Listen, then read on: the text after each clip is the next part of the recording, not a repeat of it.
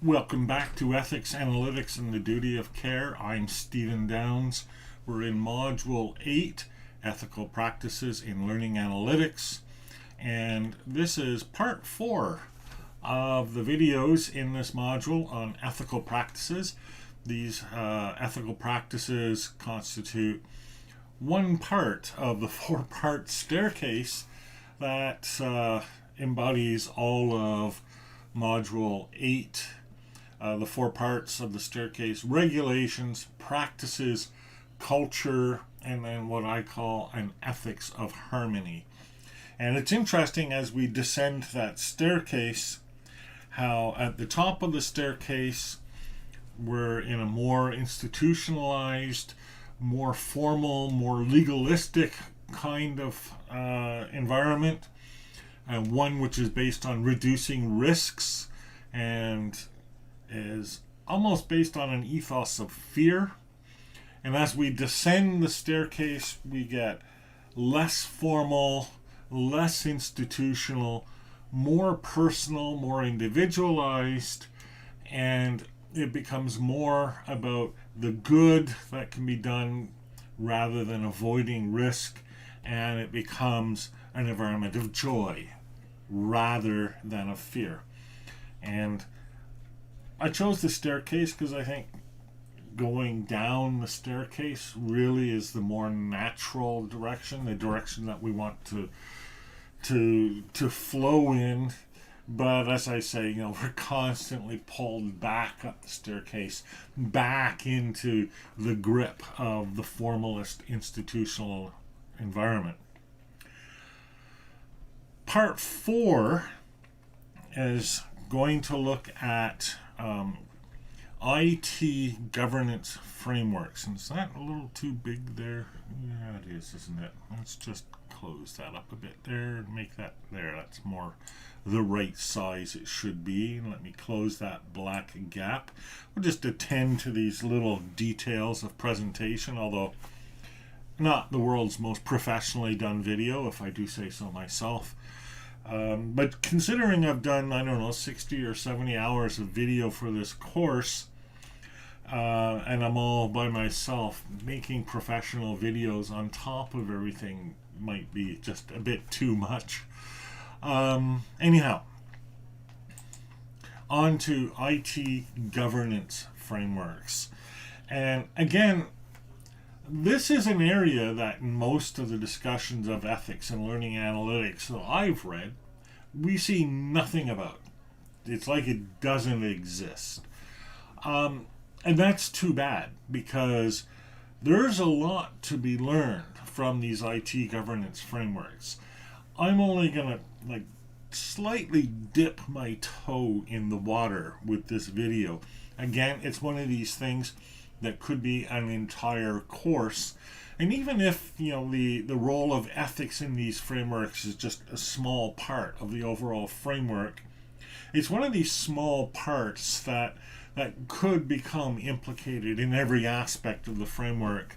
And it's the sort of thing where we want to say, yeah, I know I'm working in an IT governance framework and I'm on security or quality or whatever, but I should be thinking about ethics too.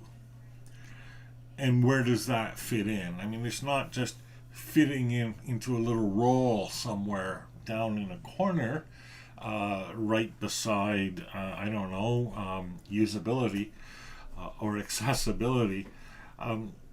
It should be something that permeates the entire framework. But I precede myself perhaps a bit too quickly here. So here, I'm just quoting from this core document that says basically many respected IT organizations and standard-setting bodies have established frameworks to identify the, quote, risks and mitigation strategies with the evolving cloud paradigm. And that's where you'll find most of these frameworks. Not talking about ethics or anything like that, but talking about new paradigms in computing. And we'll get an IT governance framework for cloud environments, which is what the core document talks about. or for risk management generally, or hosted IT facilities, or maybe new technologies like supporting blockchain, or supporting VR, or supporting conference systems, or student information systems, etc. The framework landscape is covered with a number of standards and specifications. And like I say, this is something that has been well discussed over the years. And the field of software generally has evolved from this creative, perhaps mathematically based, but certainly artistic kind of activity to a type of engineering. And it's known literally as software engineering. And there are very good reasons for that. And in the area of software engineering, we have learning software, which leads us to the badly named discipline of learning engineering. And the idea is to take approaches like these frameworks, these governance frameworks, and apply them to the development of learning technology and learning software. Like I say, there's a lot of good that can be said about that, but there are certainly some weaknesses to this approach, and we will discuss them in this video.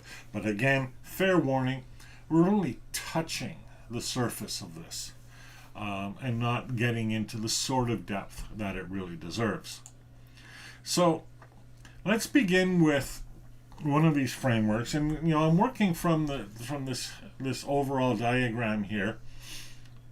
And I'll be looking in particular at COBIT and ITIL. You can see that they play different roles. They have different scope of coverage.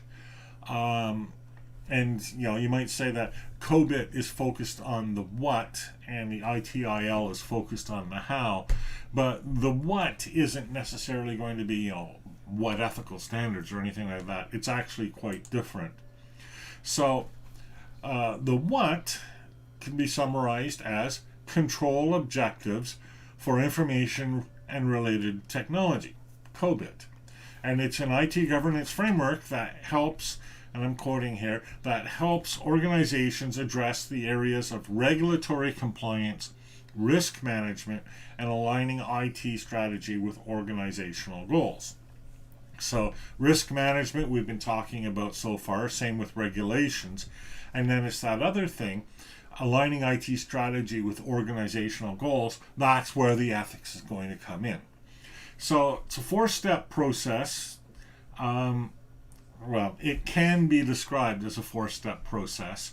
First of all, understanding the enterprise. Second, determining the scope of the governance system. Third, refining that scope. And then finally, concluding the scope. And what we're doing here, what this is it isn't a blueprint for a governance system. It's a framework for creating a governance system. So it's sort of like taking our whole thing that we were doing and backing it up a step. And so that's why we're looking at understanding enterprise strategy, goals, the risk profile, etc. And then considering the strategy, considering IT-related issues, compliance requirements, implementation methods, etc. And then finally, concluding the governance systems. So that's what we need, right? At least according to this approach, right? What we need are those things in order to create a governance framework for IT. So how is this governance framework going to work? That's what takes us into the realm of ITL. It stands for IT Infrastructure Library. And again, I'm quoting, it provides a set of best practices that have become the most widely accepted approach to IT service management in the world. I have no reason to believe that that's not true. And certainly every experience that I've had with IT infrastructure and IT service strategies, there's a model pretty similar to this, which describes it. Interesting to note, and I don't know if it really comes through in the diagram. Remember before I was talking about the one-dimensional and the two-dimensional approaches. This is a multi-dimensional approach. These aren't just hexagons here. These are actually boxes. Each one of these boxes is going to contain various axes of factors and considerations. And it all revolves around the core central value that you're trying to produce.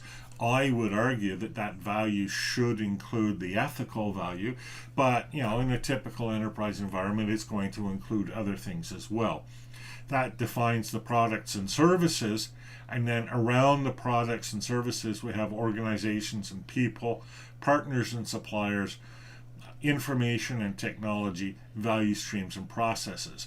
The data management framework that I talked about is a subset of all of this, right? It's going to contain elements of all four of these things plus the center, but it's going to be focused specifically on data. So it would be just one row of each of these boxes. So again, quoting, ITIL advocates that IT services must be aligned to the needs of the business and underpin the core business processes. It provides guidance to organizations on how to use IT as a tool to facilitate business change, transformation, and growth.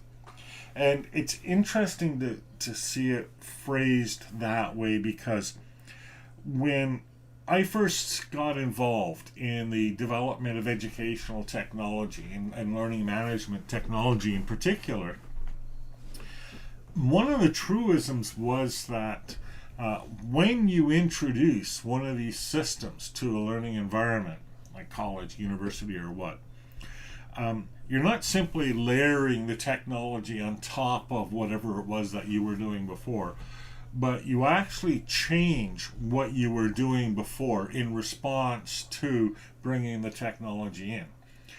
For example, at Assiniboine Community College, we implemented a student information system.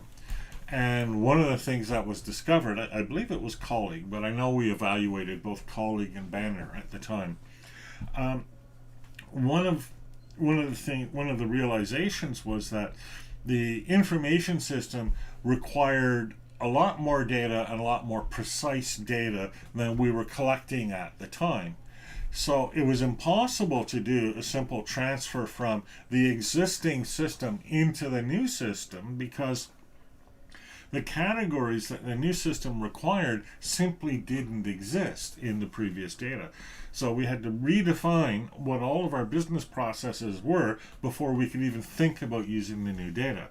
And we see a similar effect with learning management systems, where a course as taught by a professor in an in-person class might not be nearly as structured, and definitely not nearly as pre-planned as you need for a course in an online learning environment. In fact, one of the things that I've done with my courses is I've continued to do my courses much the way I did them in person, which was, I had all my readings and my background and all of that and my notes, etc. But I would basically make up the course as I went along.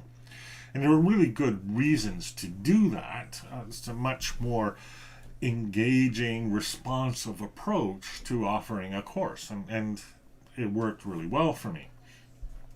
A lot harder to do online, and in fact, there's a lot of pressure to adapt the way you create and organize your course before you offer it online. So that sort of thing happens here as well, in something like an ITIL, IT management framework, where you need to do a lot more thinking about the various factors involved and the various components of your overall IT system in order to put it into place. Surrounding this model are things like political factors, environmental factors, legal factors, tech factors, social factors, and economical factors. And perhaps around all of those, because all of that is society, right? All of that is culture. So all of that is also going to include ethics. And that's going to need to come in from outside. That's an important realization, I think, that we need to have. The system is going to demand that we define ethics perhaps more precisely than we used to. Doesn't mean that these didn't exist necessarily, but the way they existed in no way resembled what they need to look like in order to be used by an IT management framework like this. We see similar approaches to IT governance in higher education. Now, this is a completely different way of representing it visually, but nonetheless, you still have your multi-dimensional element to it. In this case, the multi-dimensions are structures, processes, and relational mechanisms, which is really kind of interesting, right? So like data, function, and connection, perhaps, is a way you could put it. So the structures are going to be your organization structure, your roles and responsibilities, project management, and all the rest. Your processes, the things that you're doing with your IT, student information system, frameworks and standards, dashboard, portfolio management, etc. And then the relational mechanisms are where these things connect with the rest of the world. So you have knowledge management, knowledge sharing among universities, training and education. Interesting that finally comes up, corporate communication, and the rest. So all of these are aspects of IT governance for higher education. Somewhere in there is ethics, but again, if ethics is just one of these little boxes, is basically going to be swamped by everything else. So you need to think of, surrounding this as the learning or corporate culture of the higher educational institution, which includes, among other elements, ethics. In any case, the MDPI document here argues the best configuration is one where both worlds have a federal structure, where the infrastructure, strategy, roles, and procedures are centralized to avoid wasting resources, and the execution and operations are decentralized. Now, that takes us back to the governance models that we talked about at the beginning of the previous video. And so this approach is arguing for something like, well, a federal approach. But by federal approach, it's, a little bit of monarchy and a little bit of fiefdom is what we have. And again, the objectives here, the core objectives, notice, avoid wasting resources. And that is the argument, and always has been the argument, for centralization. Empirically, it's not clear to me that centralization avoids wasting resources. There are many cases, for example, where governments have taken a number of individual communities and amalgamated them into one big community. And it's not clear that this ends up saving anyone any money at all, and certainly has an impact on the quality and style of governance of that community. Related to this is an effort specifically on ethics by the IEEE. This has been on for 5 years or so now, maybe longer. The IEEE P7000 series of standards or specifications, they're calling them standards, is based basically on the ethics of IT management. So there were 15 of these. 2 of these have been discontinued. The one on personal AI agents and another on facial recognition. I actually sat on personal AI agents for a short time, and then priorities shifted at NRC and I wasn't sitting on it, but I followed their procedures throughout, and it was disbanded just a few months ago actually.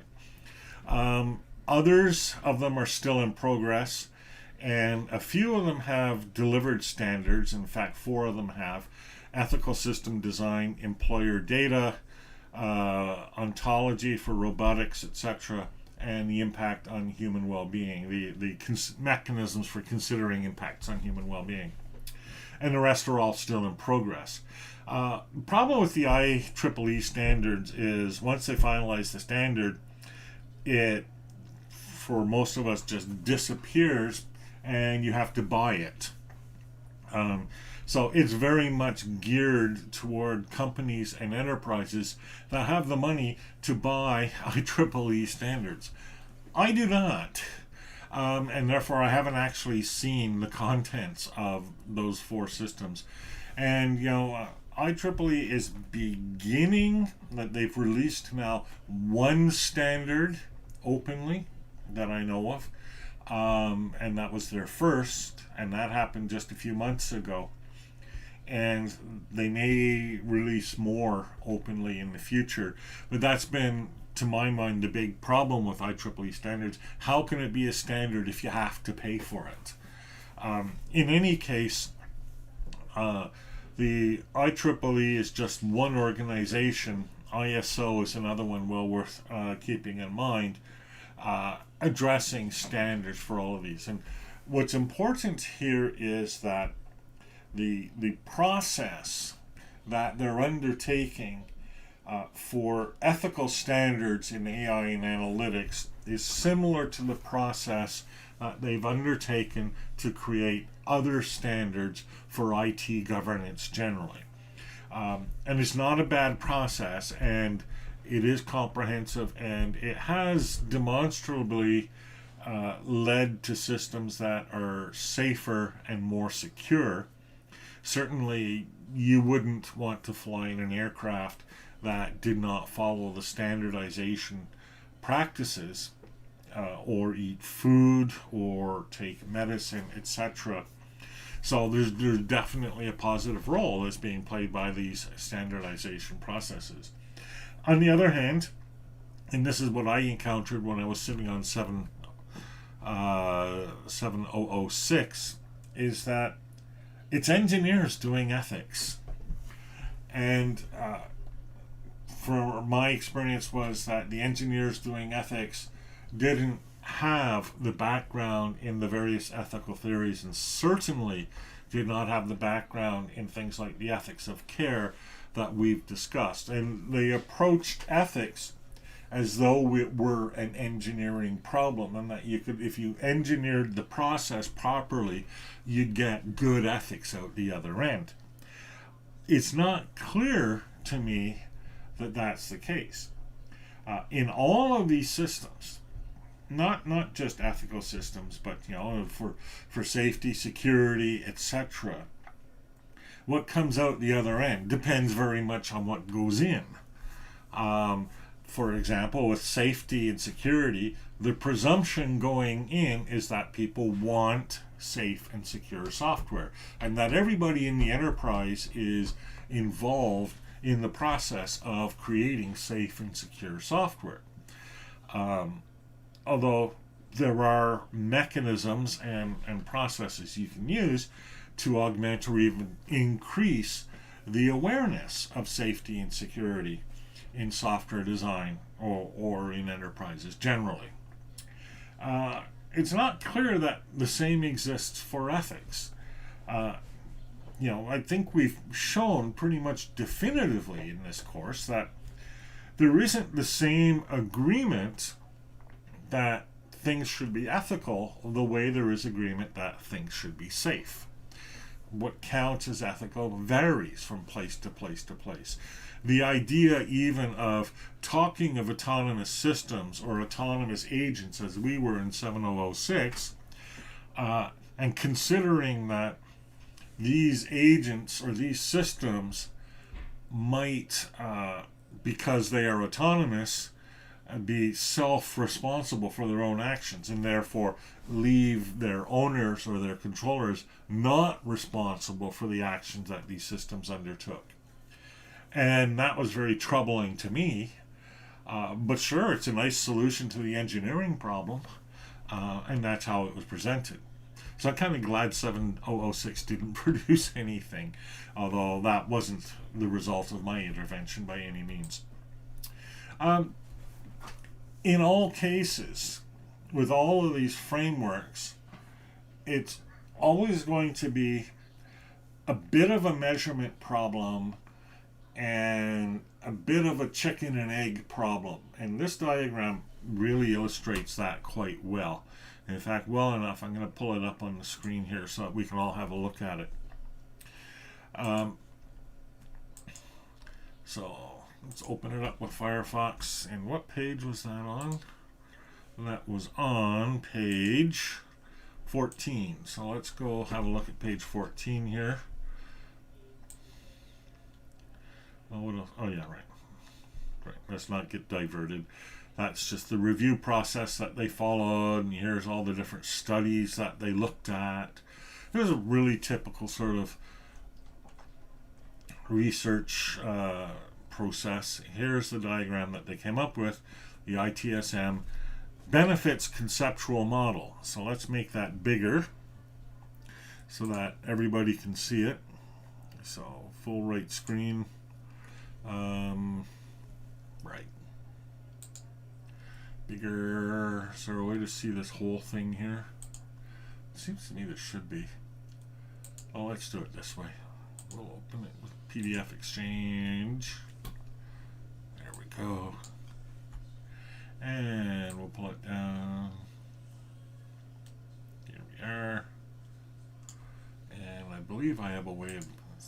Oh, jeez. There we go. Some brilliant video experience for you there. So these are factors that tend to produce benefits, whatever they are. And so we look at some of them. Better processes, controls, and documentation, mature processes, tangible improvements in process metrics, higher efficiency, staff reduction, decreasing IT expenses, increase in customer satisfaction. These just loop around to the bottom. So like staff reduction results in increase in organizational revenue. Similarly, decrease in IT expenses results in increase in organizational revenue. Now, the recommendation here is that the process should focus on the beginning points rather than the end points, which is actually pretty insightful. So many business process initiatives start with the objectives of, say, increasing organizational revenue, which leads them then to say, okay, well, the way to do that is decrease IT expenses and reduce staff, and they just do that.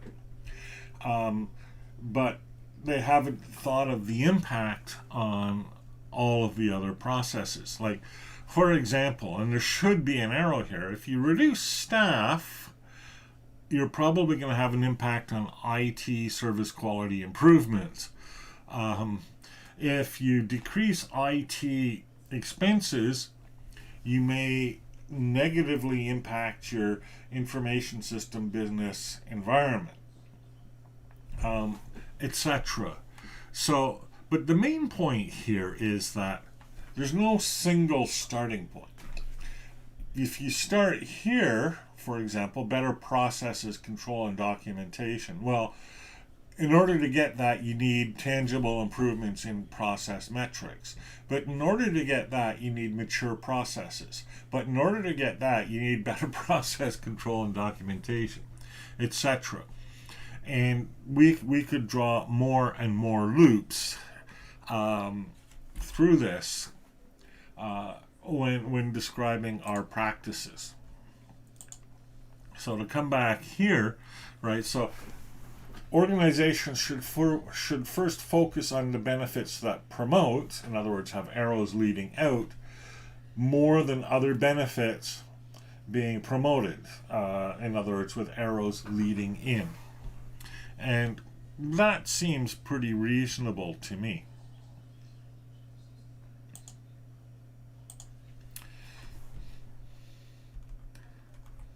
Oops. There we go. So that's the IT framework side of things. And I have a slide later on that talks about the weaknesses of frameworks overall. But I want to preface that, or maybe anticipate that here, with a few remarks. And the first remark is, and I've suggested this already, none of these models is in any way democratic or anything remotely resembling democracy. We have this monarchy on one hand or anarchy on the other hand. And I think that's, no, it's maybe a caricature, but we could say that engineers view the world that way. Now, that's totally unfair to engineers, and I know that they are more multifaceted than that. But when you have governance processes that assume an organization is either a monarchy or an anarchy, there's a certain whole range of business processes that haven't been considered. But this really has to do with the nature of these frameworks themselves. So these frameworks aren't designed for society as a whole. And mostly we wouldn't govern a society that way, although Europe is maybe trying to show us differently. Therefore, the governance of specific companies and specific institutions that have clear lines of accountability and responsibility, that are authority driven, and even more to the point, that are mission and values driven. And that's why these frameworks are all based around mission and values. And these missions and values sometimes include ethical components, but very often do not, and sometimes explicitly do not. Particularly if the institution in question is a for-profit corporation, which has, basically a responsibility to promote its own interests first. And you might consider, okay, promotion of ethics is sort of like enlightened self-interest, kind of, a version of egoism. But it's not clear that egoism is a good basis on which to organize companies or to organize a society consisting of companies. And that's the friendly analysis. And I've heard it said, not completely inaccurately, by people like Harold Jarkey, among others, that corporations are literally psychotic in that they have no real concern for anything that isn't them. And to a certain degree, the same is true of institutions like colleges and universities, who very often, when they adopt these frameworks, do not look at the wider implications. Some of these frameworks do take into account stakeholders, but it's interesting to draw the distinction between stakeholders and people, right? A stakeholder is someone with a direct interest in the product or service being discussed. So a stakeholder is sort of almost like a shareholder of a company, but their interest isn't based on owning shares of the company. Their interest is in buying services or selling services to the company. It's still going to be a financial and perhaps commoditized kind of interest, as opposed to an ethical or a social or a cultural interest in a company. Like, I'm interested in what Disney does, not because I'm a stakeholder. I don't even buy their movies, but because of the wider impact that they have on society. And I've said over the years various things about Disney and how I think the content produced by Disney is in various ways harmful to society. Different argument. Nonetheless, a framework that includes stakeholders does not include me when we're talking about Disney. A framework which includes society does include me, but these frameworks are based on, for the most part, stakeholders and not society. Although with some of them, and particularly those focused on ethics, they do look at impacts on wider society. But it's not clear how these impacts come back to influence how the corporate or institutional governance operates. So one of these wider frameworks is human rights. And so there has been, I'd say, a fair amount of discussion about the role of human rights frameworks in designing or implementing ethical frameworks. So what is, first of all, a human rights framework? And what does it look like for algorithms? Well, here from the rankingdigitalrights.org paper, we have, and I quote, a human rights framework for algorithms that would, quote, not just set forth standards on how to do no harm or be ethical, but it would help hold companies accountable for those standards by providing mechanisms for risk assessment, enforcement, redress when harm has occurred, and individual empowerment for technology users. A bunch of stuff is happening there, right? Again, it's kind of an effort to drag us back up the staircase, because it's talking about holding companies ethical, providing mechanisms for risk assessment, providing redress, etc. But there's a little bit of down the staircase influence as well when we talk about individual empowerment for technology users. So while a human rights framework is kind of consequentialist in its intent, seeking to root out and prevent violations of human rights, there's still something else, maybe not quite social contract-y, but maybe sort of deontologically focused in individual empowerment. At any rate, with respect to human rights, companies are not doing well, as this diagram indicates. Companies like Apple and Amazon and Verizon, Samsung, just don't give us any disclosure about how, say, users' online content is curated, ranked, or recommended. We get a little bit from Microsoft and Facebook, but again, nothing near adequate disclosure. And without disclosure, how can you tell whether they're violating human rights? So that suggests the needs for something like a human rights impact assessment. And this is one of these processes again. And so we're almost like back into the land of checklists. Joy. So we have planning and scoping, we have data collecting and baseline development, stakeholder engagement throughout the process, that's nice, analyzing impacts, impact mitigation and management, reporting and evaluation back to planning and scoping. You see how this is a very basic framework? It doesn't actually say what the human rights are. And what they are going to be is going to be defined by stakeholders, but remember, stakeholders are going to be only those directly affected.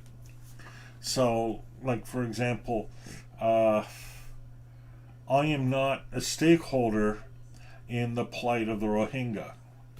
The Rohingya are an ethnic group in Southeast Asia that have been basically exiled from their homeland, along with a whole lot of what's the phrase that they use, ethnic cleansing, and are unwelcome and unsafe in their new landing spot in Bangladesh, on islands that are just a few feet above sea level and sometimes a few feet below sea level. I'm not a stakeholder.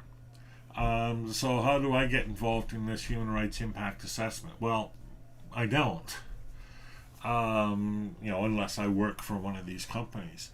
So you see sort of a weakness of this framework, and it's a similar sort of weakness that we saw with the IT governance framework, where again it's very institutionally focused. Again, it's based on interest rather than society, culture, or ethics. Again, it's process-based, but the process kind of reduces to a checklist.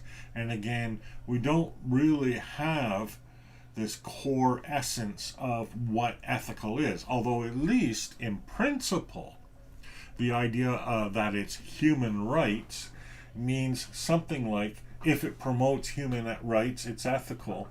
If it does not promote or opposes human rights, it's not ethical. But we talked about this already. We talked about this when we were talking about social contracts and how a human rights based approach to ethics is going to be insufficient because a lot of the scope of ethics goes beyond human rights. But that's less of a criticism in this case because it's just one of many governance frameworks that we could be considering, and there may be other governance frameworks for other aspects of ethics that are not engaged or do not have anything to do with human rights. Here's an application of it. Thinking of human rights, designing for human rights. Now, it's interesting, Halbertal gives us 3 categories of human rights violations. Humiliation, that is being put in a state of helplessness, insignificance, losing autonomy over your own representation. To me, that's an odd way of putting it, but you can see how it's based on perhaps a deontological point of view of the individual. The second violation, instrumentalization, treating an individual as exchangeable and merely as a means to an end, and that very clearly is a deontological approach. And then third, rejection of one's gift, making an individual superfluous, unacknowledging one's contribution, aspiration, and potential. And again, I think that's a deontological perspective. So this particular application of a human rights framework is based on, I would say, a deontological representation of human rights. And that kind of is reflected in the sort of right here. The process is to begin with values, then expand to norms, which then talks about how to actually design for these things. So one of the values, and not surprisingly, is privacy, which leads to informed consent to processing, confidentiality, and right to erasure. And people will recognize these as elements of Europe's GDPR. And then designing for these things, which is what's new in this kind of approach, is positive opt-in, homomorphic encryption, and data removal from live and backup storage. Okay, so the homomorphic encryption is kind of a fun one, and I'm not going to try defining that because I don't know what it means necessarily, although we could look it up on Google and we would probably know. Well, let's look it up on Google and then we'll know. So what are we going to do? And just as an aside, if we have to look up something on Google, it's probably not a basic human right. But okay, so homomorphic encryption. So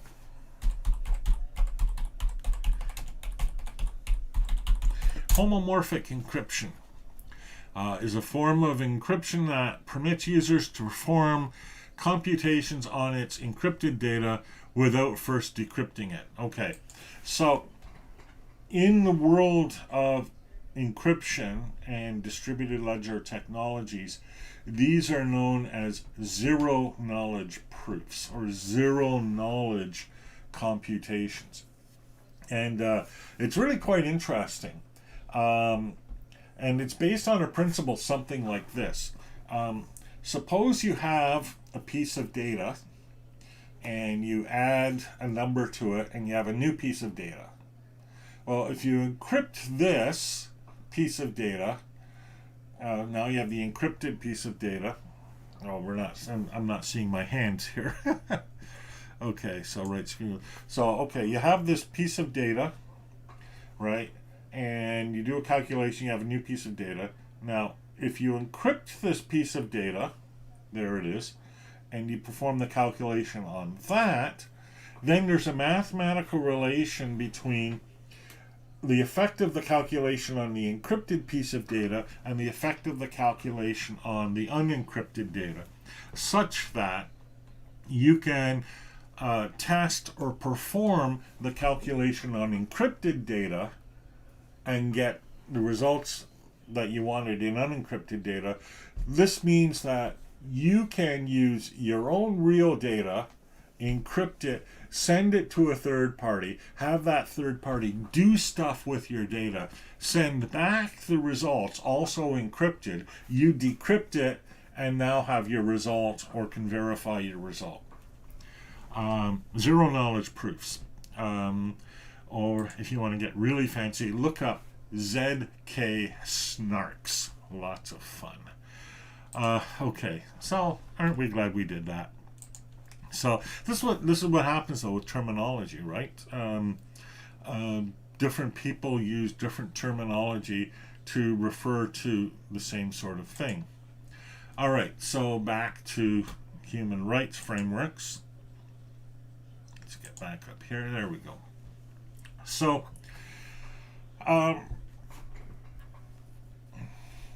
again, human rights typically is taken from a deontological perspective on ethics. And it has an overlap with a social contract picture of ethics. And the idea expressed as fairness is something like, if we were signing a contract counterfactually, then we would probably sign a contract that respected various human rights. Why? Well, to give us equal opportunity, etc., etc. Justice is fairness and all of that. But we know that there's much more to ethics than justice is fairness. And so designing for human rights is going to partially, but by no means completely, address the ethical issues. Still, you see the application here, right? It's the use of a framework. The framework is run through a process. The process takes elements of that framework and produces concrete, tangible outcomes. And these outcomes, things like positive opt-in, homomorphic encryption, data removal from live and backup storage, generally tend to be elements of this workflow as informed by ethical considerations. So there's a lot to be said for the approach. So how does this work on a more broad-based basis? Well, basically, what we're doing here is, in the field of ethics for analytics and AI, we're drawing on international human rights law.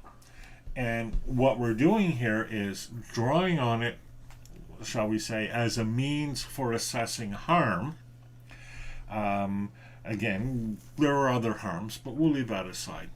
That gives us clearly defined obligation and expectations that apply across the algorithmic life cycle. Here I'm quoting from this report from Cambridge International Comparative Law Quarterly on international human rights law as a framework for algorithmic accountability. So there's the framework in the diagram. We can see it. Prevention, monitoring, and oversight, effective remedies. These are all elements that by now have become familiar to us, and they're playing a role in each step. And now this is a basic workflow, right? Conceptualization and analysis, design, testing, deployment, monitoring, and evaluation. Basic workflow. We know that our AI and analytics workflow is more complex, but we'll just plug in the AI and analytics workflow in here and then let it be informed by this international human rights law framework. So what's that going to do for us? It's going to identify the roles and responsibilities across the full algorithmic life cycle, or the full algorithmic workflow. Life cycle and workflow are going to basically mean the same thing here. Operationalize, that is, describe in operational terms the measures necessary to ensure rights compliance. And then third, integrating a rigorous accountability framework. By rigorous, what we mean is not strict or really hard to comply with or anything like that. What it means is an accountability framework that has actual numbers and principles attached to it. So it's not based on someone's perception that, yes, I think we were ethical here, or our ethical compliance was high. It'll be focused on specific indicators and specific ranges of values for those indicators that allows for what we could call an objective assessment of rights compliance in this case. Again, not unreasonable, not wrong. Okay. So, what are the limitations of this approach? There's a good discussion by Natalie Shmuha from 2020, looking at what we need beyond a human rights-based approach to AI governance. A very good paper, definitely recommended. So, she considers 4 objections. She's going to argue against these as objections, but I think that we could maybe still make a pretty strong case for them. Nonetheless, here are the objections that she's going to dismiss. First of all, that these rights may be too Western, that an Eastern or Southern analysis of human rights might be different.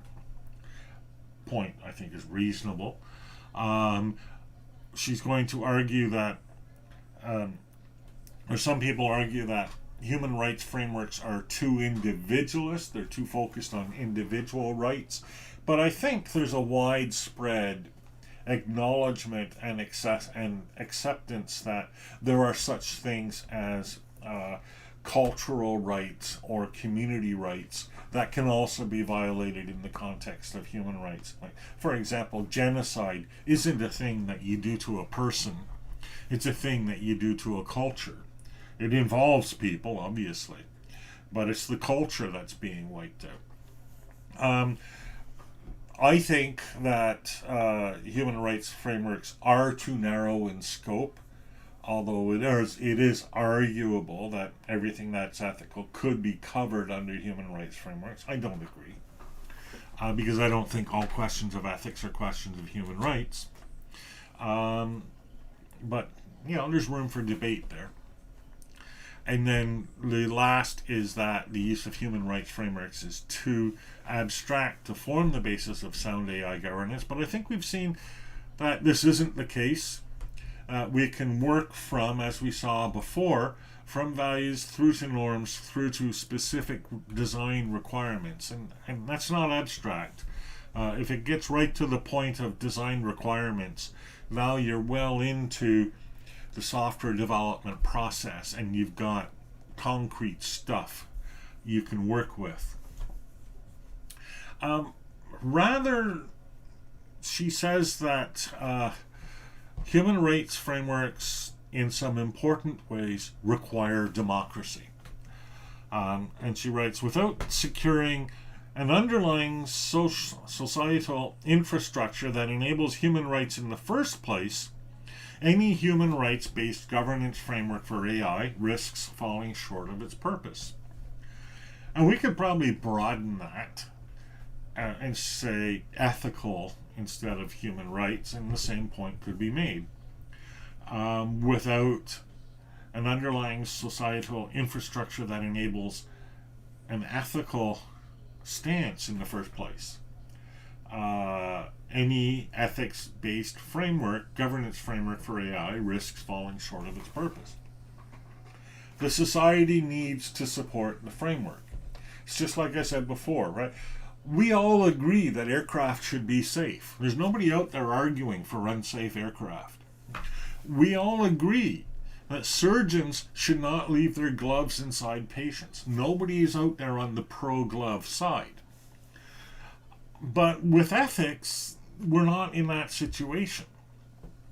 At least not obviously.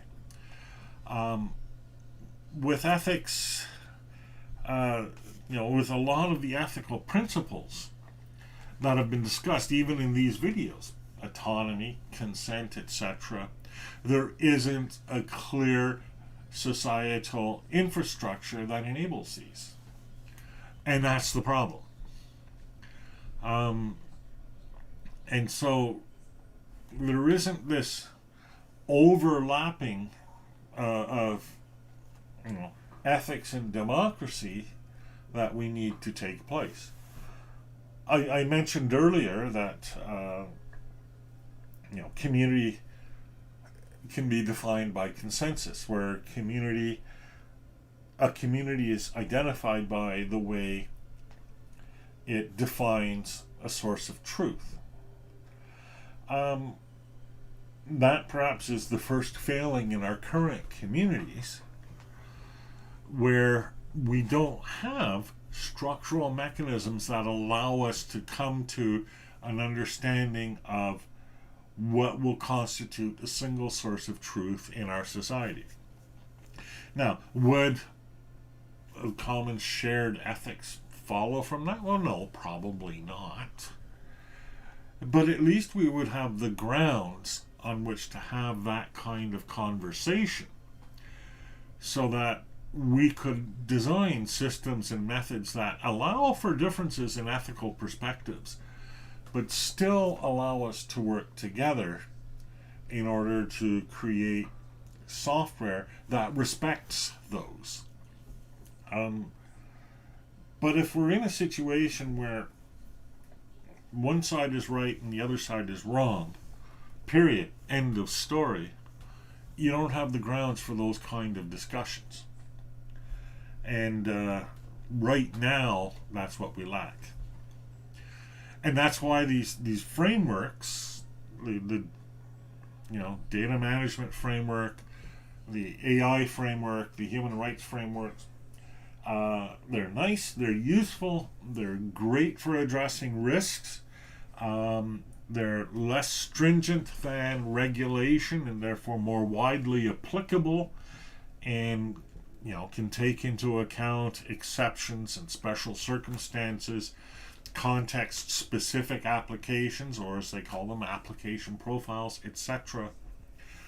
But they don't have this surround that they need that would lead people to use them.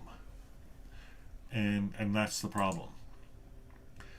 And this is an issue with governance frameworks generally.